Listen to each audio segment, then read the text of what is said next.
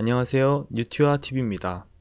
오늘도 뉴스로 얻는 투자에 대한 아이디어를 주제로 영상을 준비했으니까요. 많은 시청 부탁드립니다. 매일마다 영상을 올려드리기 위해서 많은 뉴스들을 보고 또 공부를 하고 있어요. 이 주식시장이란 게 주말 빼고는 매일 열리는 곳이다 보니까 저도 매일같이 쏟아져 나오는 뉴스를 보고 여러분들께 그 뉴스들을 공유 드리기 위해서 많이 노력을 하고 있으니까요. 구독과 좋아요를 한 번씩 꼭 부탁드리겠습니다. 오늘은 코스피 코스닥에 앞서서 세계 주요국 증시 상황으로 시작을 하는 게 맞을 것 같아요. 그야말로 북극과 같은 추위가 세계 증시에 불어닥쳤는데요. 중국 인민은행이 시장에 돈을 푸는 유동성 공급을 중단하자 이 15금리가 급등을 했고, 이 같은 중국의 유동성 흡수가 주요 아시아 국가 증시에도 상당한 부담을 줬는데요. 상해 종합지수가 1.85% 하락 마감했고, 일본 니케이 지수는 1.53% 하락했습니다. 홍콩 항생지수도 2.28% 급락을 했습니다.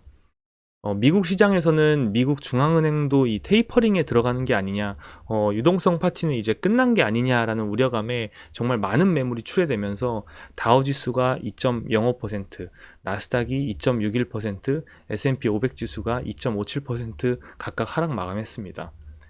테이퍼링은 양적 완화 정책의 규모를 점진적으로 축소해 나가는 것을 뜻하는데요.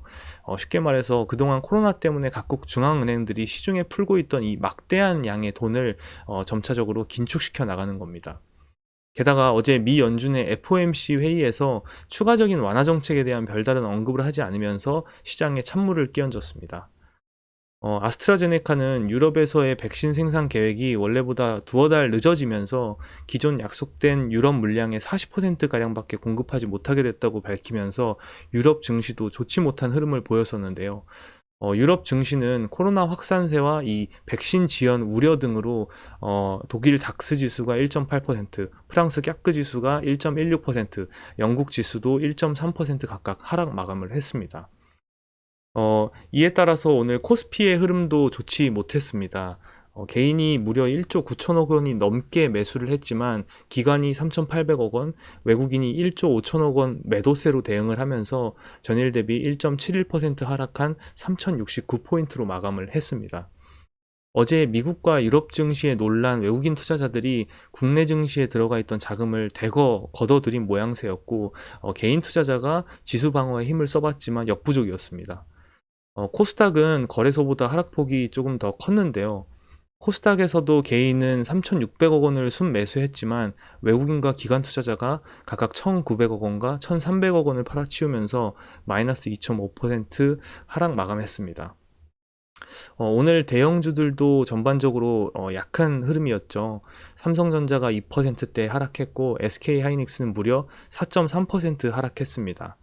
LG 관련주에서는 LG전자가 마이너스 1.5%, LG전자 우선주는 마이너스 3.7%, LG생활건강은 마이너스 8.1% 하락했습니다.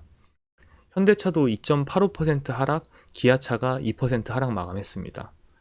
현재는 이 국내 증시뿐만 아니라 전 세계적으로 주식시장의 어떤 단기 급등과 이 과도한 밸류에이션에 대한 부담감을 느끼고 있는 것 같아요. 다만 중요한 건 최근 이 급등한 증시가 잠시 숨고르기를 하면서 단기 조정에 지날 것인지 아니면 이 하락 장세에 들어가는지인데, 저는 전자라고 생각을 합니다. 저도 경험이 그닥 많지 않은 개인 투자자지만 이 증시를 감히 예측해 보겠다는 건 절대 아니고요. 개인적으로 생각했을 때 이 증시가 너무 급하게 오르기보다는 건강한 조정들을 거쳐가면서 천천히 올랐을 때 증시의 펀더멘털이 더욱 탄탄해진다고 생각을 하고 있습니다. 자, 오늘 준비한 첫 번째 뉴스는요, 삼성전자 소식입니다. 삼성전자는 오늘 개인 투자자가 7,700억 원을 매수했고요. 외국인과 기관은 각각 5,816억 원과 1,895억 원을 매도하면서 2.22% 하락한 83,700원의 거래를 마쳤습니다. 우선주에서도 개인만 1,000억 매수하면서 2.2% 하락한 75,600원의 거래를 마쳤습니다. 다만 오늘 삼성전자는 정말 좋은 소식들을 쏟아냈는데요. 좋은 주식장이었다면 이 소식들을 호재로 봐서 조금 상승을 했을 텐데, 오늘 장이 장이었던 만큼 하락으로 마감을 했습니다. 우선은 작년 실적 발표가 있었습니다. 이 코로나라는 변수에도 불구하고 작년 한 해 정말 엄청난 상승세를 보여주면서 호실적을 발표했는데요. 우선 지난 4분기 매출액은 61.5조 원, 영업이익 9조 원을 기록을 했고요.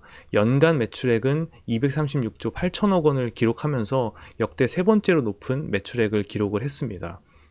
지난해 시설 투자는 약 38조 5천억 원 수준이었는데요. 이거는 19년 대비해서 43%나 증가한 수치라고 해요.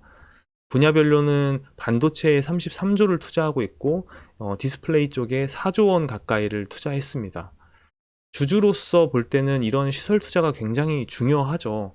기업이 시설에 대한 투자를 지속할수록 그 기업의 미래 가치가 증가하는 거니까요. 특히 앞선 영상들에서 소개해 드렸다시피 반도체 슈퍼사이클을 맞이할지도 모르는 이 상황에서 차량용 반도체 수요 증가에도 대비를 해야 되고 인텔의 파운드리 물량 수주에도 대비를 해야 되니까 지금은 삼성전자의 아낌없는 시설 투자가 꼭 필요한 시점이라고 생각을 하고 있습니다. 삼성전자는 오늘 시설 투자와 더불어서 인수합병 추진에도 적극적으로 나설 거라고 밝혔습니다. 시장에서는 삼성전자가 2030년 시스템 반도체 1위라는 목표 달성을 위해서 시스템 반도체나 파운드리 분야의 유망 회사를 인수할 것이라는 예상이 많은데요. 저도 이 예상이 어느 정도 맞을 거라고 생각을 하고 있습니다. 이 시설 투자와 더불어서 정말 유망한 반도체 회사의 인수를 통해서 기술력과 생산력을 동시에 확보한다면 10년 후인 2030년에는 정말 삼성전자가 시스템 반도체 세계 1위 기업으로 도약할 수 있을 거라고 보고 있습니다. 주주 환원 관련 뉴스도 짚고 넘어가 봐야 할 텐데요. 삼성전자는 보통주 기준 기존 결산 배당금 354원에 특별 배당금 성격인 1578원을 더해서 주당 1932원을 배당으로 지급한다라고 밝혔습니다. 또 삼성전자는 올해부터 23년까지 정규 배당 규모를 연간 9조 8천억 원으로 상향하는 향후 3년간의 주주 환원 정책을 발표했는데요.